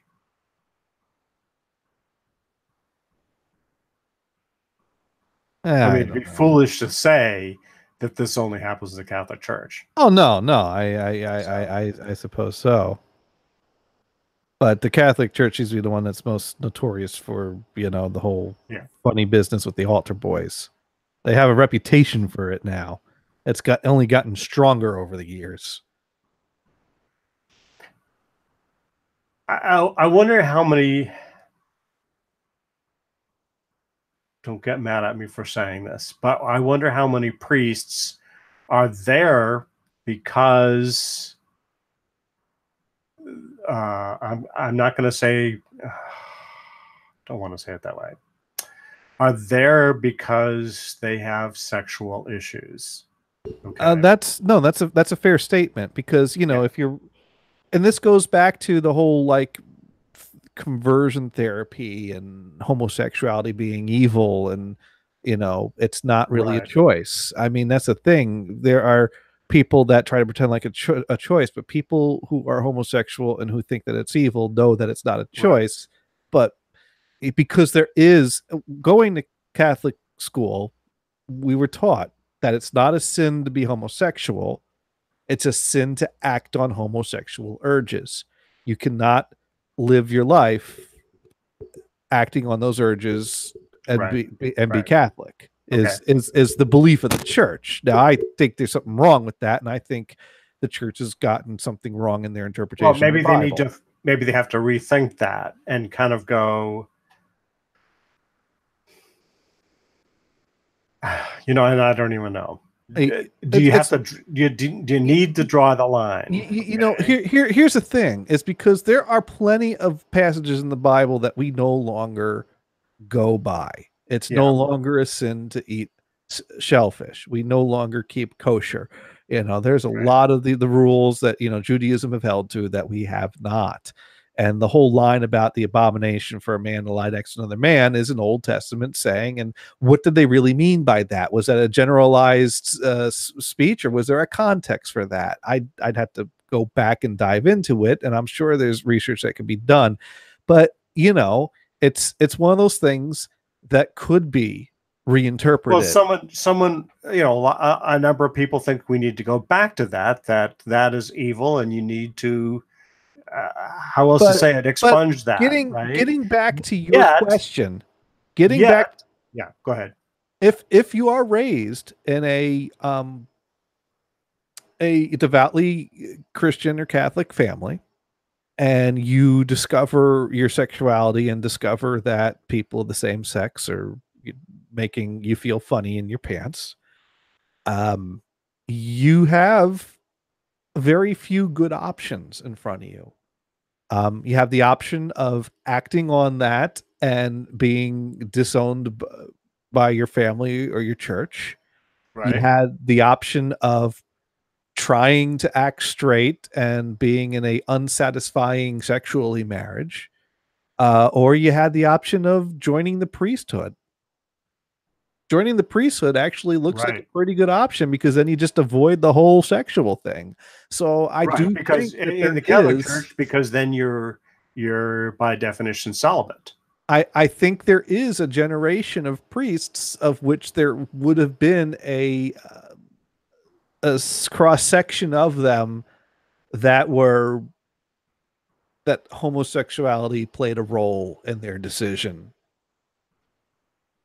I don't have any numbers or facts in front of me, but I think that has been a theory that's been suggested. I, Okay, so this is not this. Okay, so here's a story that's related, but it's not the same. Okay, which this has to and do with now divorce. the thing is, though, I do want to clarify, because you were talking about, do you think priests go in that have issues of sexuality, and I talked about priests going in that are homosexual, which is not the same thing. But they are people that have not come to terms with their sexuality Sure, and sure. have a Well, I level of mean, deniability, and that can result in them acting out, okay, so I that's where knew you of get this. Father Jack taking a hot soak with the young altar boy, which is also not in itself homosexuality. That gets pedophilia, which is another thing you might try to escape from, especially if you find this to be wrong in your religious belief. Okay, so let's talk about the teaching a little But bit. moving right along past all that, Well, wait, hang on. I think this is a good topic. go ahead. So I knew of this couple, this elderly couple, and in fact they're both dead now. The woman was a Methodist, and the father was a Catholic. Now the Catholic father, the man, had been married before, but divorced. Of course, this is in the late 40s, and in the Catholic Church, divorce is a no-no, and you cannot be married Well, again. even today, no, you'd have to get that annulled. Exactly, but that wasn't going to happen. Okay. So anyway, so they were divorced. And so he met this woman that happened to be a Methodist, so not even a Catholic. And they wanted to get married, and they went to the priest to say, how do we work this out? Do we try to get an annulment? What do we do? And the priest suggested that they could live together as brother and sister and not get married. And not have sex. Bingo. So, but that was the teaching, is that they could be as brother and sister. Well, I they couldn't live with that, so they went off to get married, probably in a Methodist church, and he was excommunicated. It wasn't until way later, when he was much older, he went back to the Catholic Church, explained the whole situation because he wanted to get his last rites. And they kind of went with it.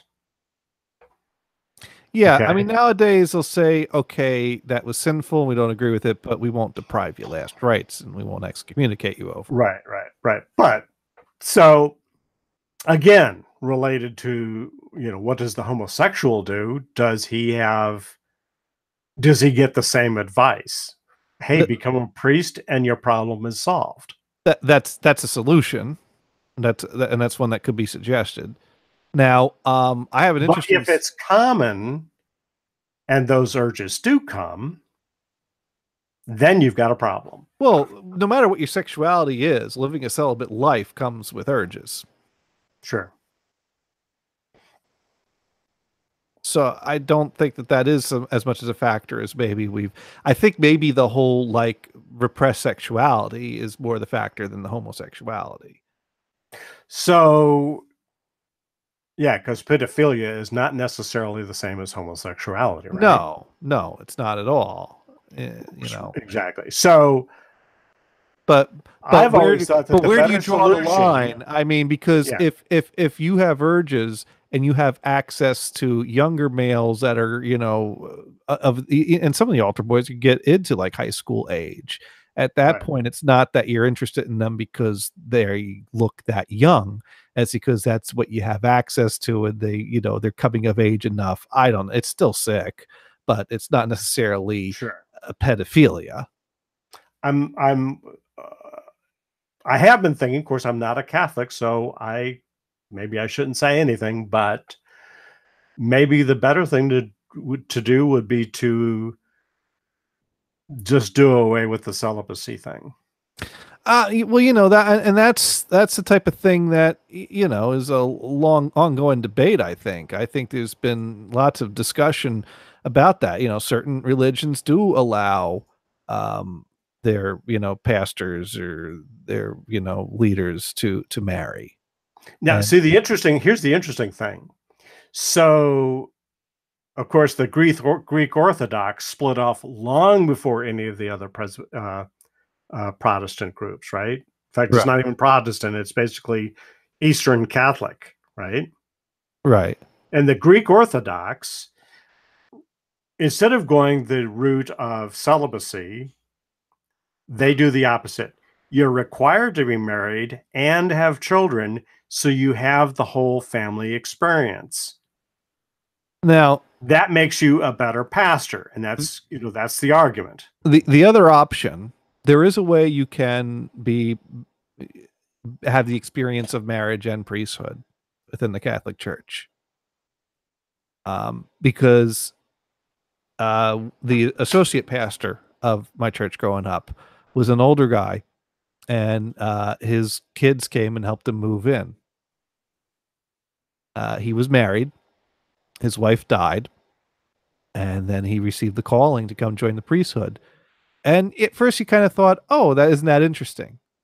And you don't think much about it. But I remember one of his homilies, he talked about, following the calling, and how he used his calling for an analogy of going through something when you're not sure, but that's what you're being called to, because for him that's not an easy thing to do later in life, follow the calling to join the priesthood, because most of the guys that are going to seminary, going to the classes to join the priesthood are young adults, and here he was kind of the old guy sticking out in the class. Yeah. But so with that, he came with his life experience, and so it's there is a way. Right. But it's rare. It is rare, and Yeah, it's not. and I've heard situations where, say, an Episcopal priest, for some reason, is pushed out of that church, have become Catholic priests. Hmm. Hey, you've got all the training. Yeah, you were Episcopalian, close enough, probably take a few courses or whatever, and bam. Well, what's the difference in Episcopalian and Catholic? Well, it comes down to Henry VIII. Uh, what's no? I don't know anything about the history of the Episcopalian Church. Well, Catholic's the very much Episcopalian alike. Church came out of the Church of England. Okay. But of course, here we don't follow the British anymore, so they started their own church. I mean, one of the major differences between Episcopalians and Catholics is the fact that the Episcopalians allow women in some but not all provinces to be ordained as priests. Well, I think that was a more recent change. That's a more recent thing. Yeah, that's a more recent thing.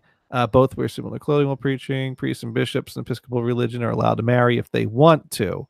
Episcopal Church rejects the idea of the bishops of Rome, the Pope, having supreme authority over the universal church. Okay, so I don't follow the Pope line of succession. right. So they broke away from that. Do not have a centralized authority figure. So they don't have someone on top declaring what is and what isn't truth that's infallible. Okay. Bishops are elected by people. They don't believe in popes. One of the distinguishing Catholic practices is a confession of sins. Catholic confesses a priest to cleanse their soul of sin, asks the Lord for forgiveness. The Episcopalians, however, do not believe in this. They believe that the only way to ask for forgiveness is to talk to the Lord directly and tell him your sins. Okay. All right. So basically, they have the same beliefs, except that there's the whole Pope and Roman leadership that the Catholics follow. The Again, Episcopals you don't. look at the history. You look at the history, and it came out of the Church of England, which, because Henry VIII disagreed with what the church did, well, he wanted to get a divorce. So they kept everything else basically. Another major difference between the Episcopal and Catholic Church is communion. Catholic Church is only giving communion to those who are members of the church. One has to be Catholic first order to receive Holy Communion. Episcopalian churches, anyone can receive communion. But do they believe in that the communion is a miracle or symbolic? That's not. That actually is actually much more complicated than a binary choice. Not really. Oh, it is. It is. Well, you believe, particularly when you look at the Lutheran beliefs, and the Lutheran beliefs make it more complicated.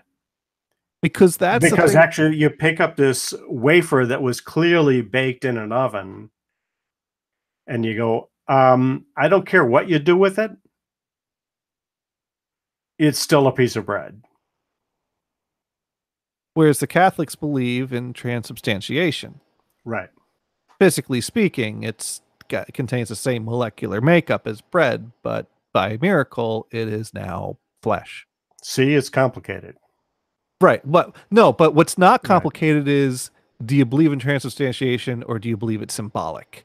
And I mean, there are generally the churches that allow anyone to receive it believe it's symbolic. Whereas the Lutherans say, well, we don't go that far. We still believe in the miracle, but we're also realistic about it. Again, it's complicated. So they're treating it as symbolic. But they refuse to accept the word symbolic.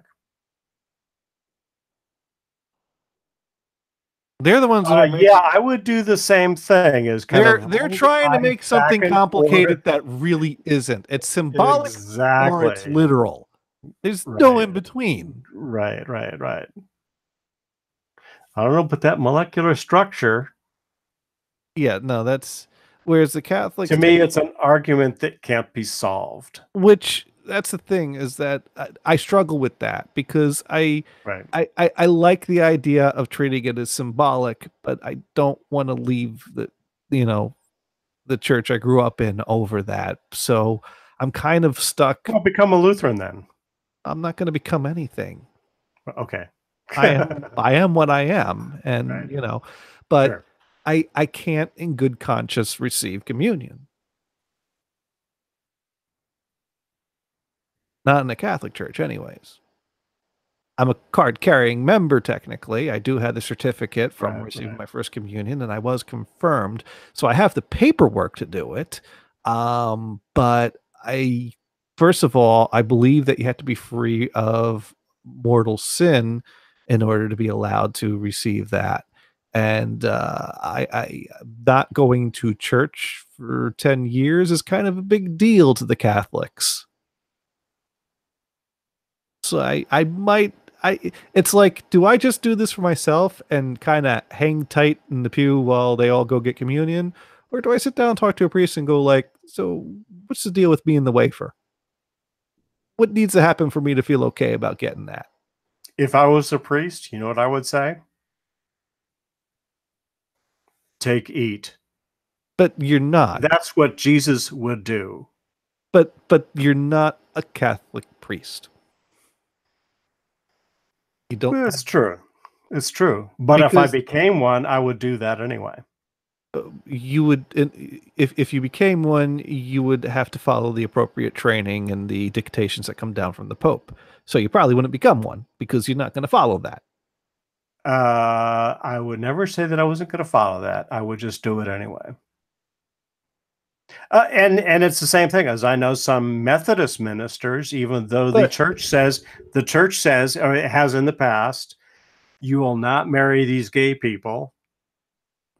She would do it anyway. Now, of course, the rules have changed now, and the church has a different attitude on it.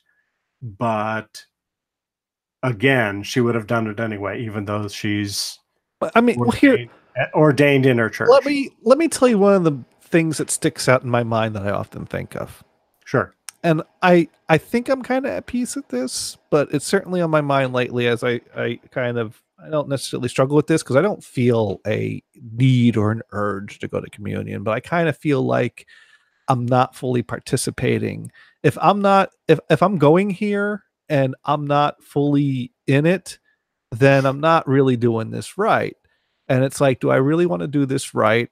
Or do I want to find something else? And I feel like I kind of want to stick with what I was raised with. And it does a lot of parts of it align with where it is what you know. So right. I get that. Yeah. And it does now, even though my experience that I am familiar with of the evil that existence was made known to me lines itself up also with Christianity and not just Catholicism. I don't have much of an interest in branching out into the other Christian sects. I don't know, it just doesn't feel right to me. But this also doesn't feel completely right to me because I feel like I don't want to do this half-assed necessarily, but I don't feel like I'm in a good standing to do it completely.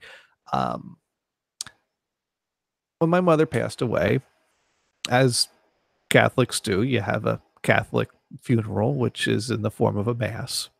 It's like a mass, except there's a wooden box up in the front of the altar. Because, there's one member of the congregation that can't sit up anymore. So, you didn't think it was going to get this deep. It's all right. Keep going. Well, I've not gone to church for many years, and I had reached a point in my life that I questioned if I pretty much had already kind of come to the whole, I don't believe in organized religion. I think all organized religions are wrong on some level because I think they're all trying to define something that's not defined. And that's why you have several different religions that all believe essentially the same things, but are all separated from one another because they're all focused on the things that we can't know. And that's where they got it wrong. And so I'll just do my own thing and believe what I believe in my heart. And, I don't need them or their buildings to worship. And, that sounded fine with me. But what that means to me is that I clearly don't believe in the ceremony of communion that's taking place in this building. And the ceremony of communion is something they take very seriously and is very sacred. So sacred that they have a special word for messing with that, which is called sacrilege. And those are things you don't want to commit because you can't just go confess to the priest that goes up to the bishop. And then there's some, serious reconciliation that has to happen. And I think it's questionable if you could even make right with sacrilege. That's some pretty serious heavy duty stuff. And I think they but let me ask you this. Isn't the whole concept of sacrilege just made up by the institution? They believe in it though, and I don't know if it's true or Sure, not. but it's still just made up because the institution wants to control you. And that's where you go into, do you think that this is all just, made up and that they got and that they're wrong, or do you believe in it, and I don't know, but I do generally want to respect other beliefs, and so I'd just like to shy away from that. Because if we go back to the beginning, Well, we'll let's say get my story. yes, eventually at some level there is some truth, right? Way up let's there, and the let's institutions have put this truth together in a form that let's they finish the can story. handle. Can we Okay, finish go the ahead. story? Jay Booger would like me to finish the story. Okay. Thank you, Jay. Thank you, Jay, for symbolically letting us know that you want Brian to shut up right now. I'm kidding. I'm teasing you, It's all Brian. right. It's all right. That Jay Booger, he's a troll. Pay no attention to him. Go for it. Go for it. You know why I started this show? This particular show, not shows in general. This show right here that's called I need to turn my volume up. See, that was my fault. Yeah, maybe Brian has a microphone issue now and then, but I never have my levels where they should be. And you never yell at me for that. All right. So why did I start it? Insert title here. I started for the exact same reason I broke down on Wednesday. Back some time ago, shortly after I wrapped up Amateur Hour Suburban Homeboys, I had a falling out with Emily, and I was not out of my mind, but I was very depressed. And so, Brian was here for me and started this show, and he's been by my side throughout thick and thin. So, Jay Booger, lay off a bit, man. So let's go back. So I'm sitting there, being that I'm, direct family to, the person lying in the box over there. I'm right up in the front of the church. And sitting there saying the mass. And it reaches that awkward point of the mass to me where, communion is starting to happen. And I kind of feel like in my heart, like I'm not in the right standing to, really be participating in this. But I don't want to stick out as rejecting anything right now. Because, this is kind of a serious moment. And I kind of look to my left, look to my right, because my siblings, they don't attend church anymore. They, also, I don't know what's in their heart, but I know that they generally decided to not follow in the Catholic traditions as well. And they all stood up. And I'm like, oh crap, I have to do this now. And so, yeah, I went and I received communion at my mom's funeral. And I still feel like that might have been a mistake. One question real quick. How long was it that you were, shall we say, a lapsed Catholic at that point? Let's see. I went to college in 1997, and my mom passed away. I think I'd remember the year, but luckily Google will tell me. Is there anything it won't tell us? In 2007. So 10 years. Oh, it was 10 years at that point. Okay. Yeah. All right. So you went to communion and you think that was a mistake? I think the church might consider that a mistake. But how does the church know what's up here? That's not the point. Isn't it? No, it's not. Or let me flip the question around. Rather than what does the church feel about it, what do you feel about it?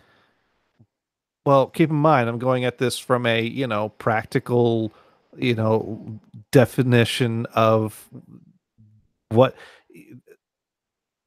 this is the church's thing. They own this. This is their ceremony. This is their rules.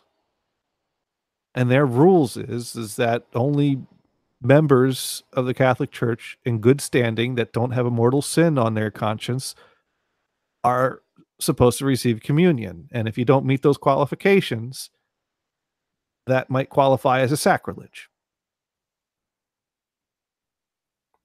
And you didn't get caught, right? That's not how the Catholic Church works. God knows all.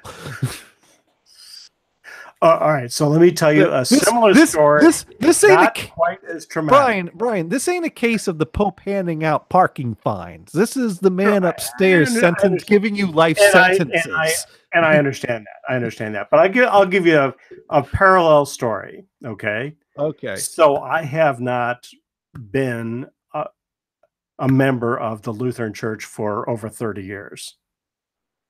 Okay. Relatively recently, I would say in the last 6 months, I went to church with my parents, that as I do now and then, and we're about to go to communion, which they serve way too often. And my dad says to me, well, you're still a Lutheran, so come on and join us. Now, normally, the Missouri Synod Lutheran Church, which is very conservative and has very strict rules, the preacher or the pastor needs to have a talk with you before you take communion. But my dad declared that everything was okay, so I went up and I had communion. Partially because I don't object to the way Lutherans believe how communion is complicated. I have a much different view of it myself, but as far as I'm concerned, I really don't care. Communion was instituted by Jesus Christ himself rather than some institution. And how you particularly believe in it isn't as important as doing what Christ wanted us to do. Well, do you think that's really what he had in mind? What? Dude was breaking bread, sharing it with his friends. Do you really think he had a crowd full of people lining up for a wafer thin cracker? Of course not, but we're recreating that event. We're nowhere close to recreating that event. We're lining up for a cracker. I get that. But it's as close as we can. If we sat down, I want to find an upper room someplace with 12 other people, sit down and do it. If we all went, that's not convenient. If we all, after the prayers, went upstairs to another room and had a little snack and a few drinks and had a little laugh before one member of the room is arrested and carried off to be executed, that would be betrayed by one of the other guys in the room. Yes. Yeah. Someone's got to be the betrayer and someone's got to be the betrayed. So the crowd will get smaller and smaller as the meetings go. I guess this is the real flaw of this. Yeah, I had to put jokes in somewhere here, didn't I? Sure.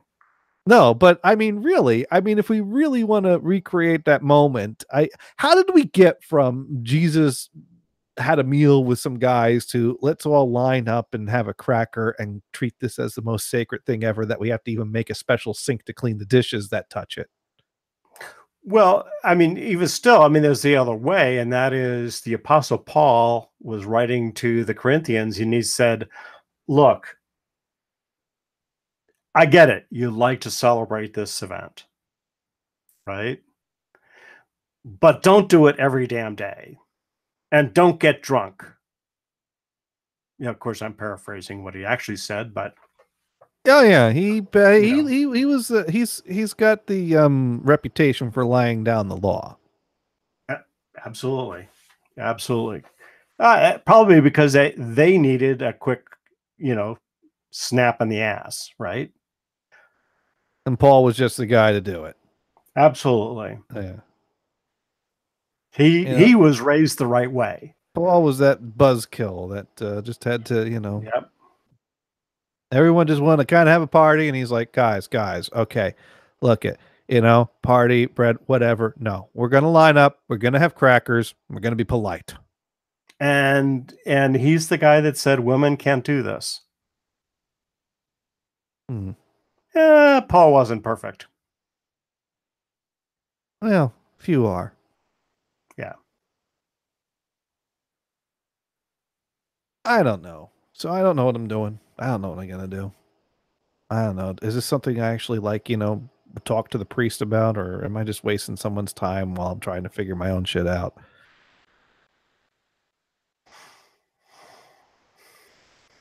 It's a good question. I mean, seriously. I mean, Eh, maybe a priest can be helpful, or maybe you'll find a priest that's just another jerk. well, I don't know. Yeah.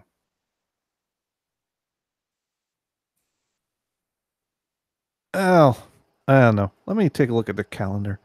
Let's because I think that's a confession moment. I think that's where you can I don't know if that's an office hours moment or a confession moment. But let's see. I think they have a schedule. I could certainly go to a confession and sit down and talk and listen to me. So there's that. I don't know if I want to do that though. To me, yeah. I mean, the Lutherans got away from the whole confessional type of Yeah. structure like the Catholics, but I know what it's all about. I get what it's about. Okay. I think part of the thing that even that it's called a confessional could be a mistake because it starts with the assumption that you've done something wrong.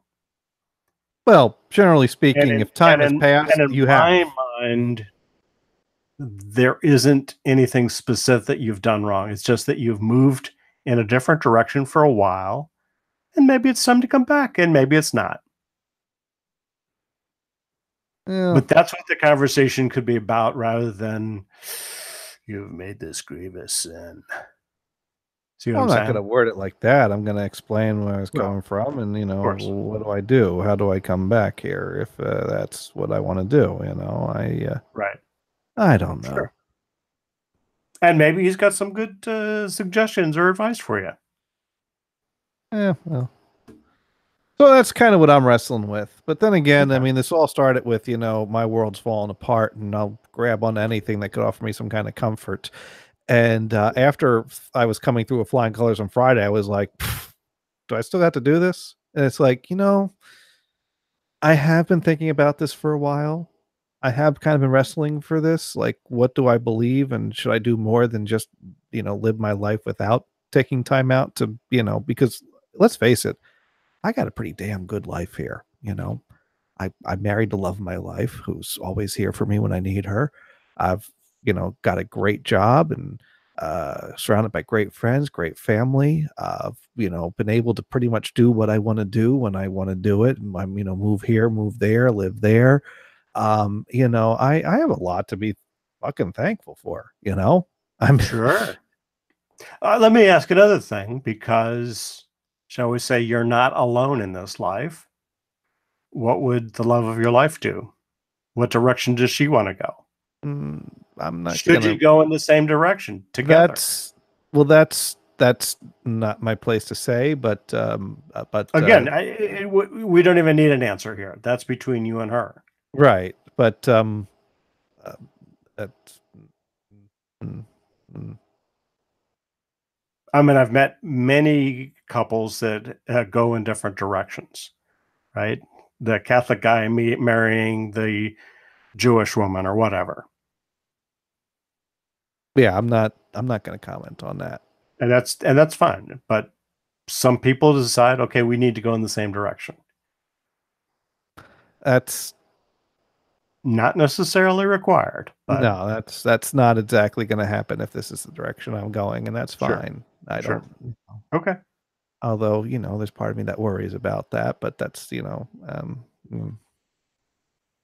but that doesn't affect anything between us. Right. Um, but we've reached that point again. So Damn, I 2 hours and it was a pretty heavy 2 hours. yep. But I I I know much of this involved me kind of telling a monologue of a very serious story that took over the course of the past few days. And the real point is that I don't even know if I had any good advice out of that. I don't know if I offered anything helpful out of that. But I guess what I could say is that, many of us reach points in our life where we could not be right in the head for a period of time. And what do you do when that happens? And I don't know. There's not a clear answer. I didn't know what to do. But what did help for me at that moment was surrounding myself with people that could help me, even though that wasn't quite what I was craving and it didn't make everything immediately right. It helped. I had Kristen by my side through the worst of it. And, find something to distract you. If something was distracting you before, try that again. And just try things and keep in mind that it will pass. And even though I kind of didn't care that it was going to pass because I was freaking out so bad, I just, didn't know what to do. I did know that I was going to pass and I'd come out of this. And the other thing that helped me through Thursday was Thursday morning, I messaged Addie. I messaged Seth. I sent an email to Brian. I sent a message to Kristen on my lunch break. I talked to as many people as I could throughout that day. And talking to people and people talking to you is probably the most helpful thing you can do. And I was still feeling like crap, Thursday evening. I felt like I didn't care about anything. But when I talked to Kristen, I was okay. I was still unmotivated and didn't care about much, but I did care about Kristen when I was talking about. And then I took a sleeping pill. So I hope you maybe got something out of that story. And certainly a lot of you that listen to this probably know where I am on Facebook. And I'm always receptive. Every now and then I get messages from people that thank me for my shows. And I sound like I'm stroking my ego when I say that I'm not. I don't get that often. And I know that I'm pretty much a nobody on the internet. But if I am somebody that you feel you could talk to and you got no one else to turn to, I do respond to messages. And that guy on the motorcycle does too, I think. Hey, we're just trying to do what we can, right? Right. I mean, I responded to the emails. I kind of look back, particularly after that last short email. Yeah. I realized that my answers were too simple. Because obviously it's a much more complicated issue than... Well, you sent a response before that email that you're right. You have your head on straight. And that was helpful to me. That gave me a little bit of reassurance. I didn't respond to that because I was just out of it on no sleep and just humming the Different Strokes theme in my head on loop. So, but no, you're. But it wasn't until that last email that I realized how difficult this situation was for you. Because before that, I just kind of go, yeah, you can handle this. You're okay. You're good. And you really weren't. Well, so when it wasn't until that last email, it was like, holy shit. He's not that okay. Now, he's not going to jump off a bridge. I was pretty sure of that. But my fear of the afterlife is what keeps me off the bridge. Sweet. And I'm not saying I've ever reached that point where I contemplate the bridge, but I know that it would take an awful lot to get me to that point. Because even if I get to the point where existence looks like an option that is not for me anymore, and I just can't, the other option doesn't look too much better to me. It would take a whole lot for the unknown afterlife to look like the better option than the known existence. Right. But yeah. I think when I drafted the first email was before the final conversation where she said, no, for serious, never, this is over. So I was, you probably read that email right. And then the other conversation happened after.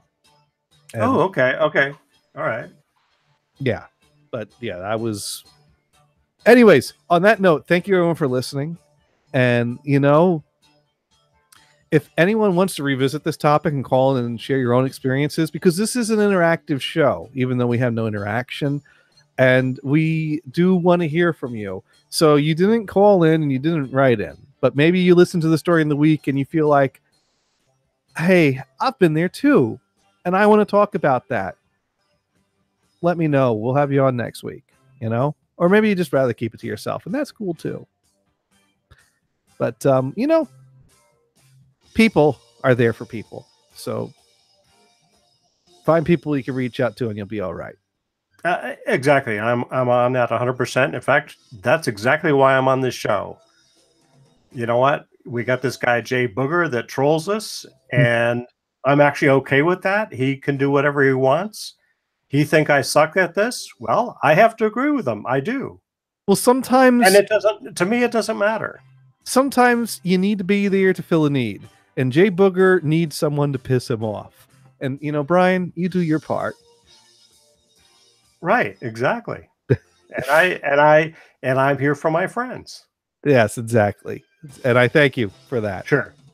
Anyways, this has been another fun-filled edition. And we missed Venison. Darn. And be sure to check out nhtradio.com for other internet radio needs. ADHD Radio will be on the air tomorrow with Video Vamp. And also Outlaw Radio is on, Saturdays? And Dune and Bob Show, Sundays. Dune's the guy that looked at the giant peach and said, well, that's a butt. So you want to check that out. And thank you everyone for listening. Good night and good mental health.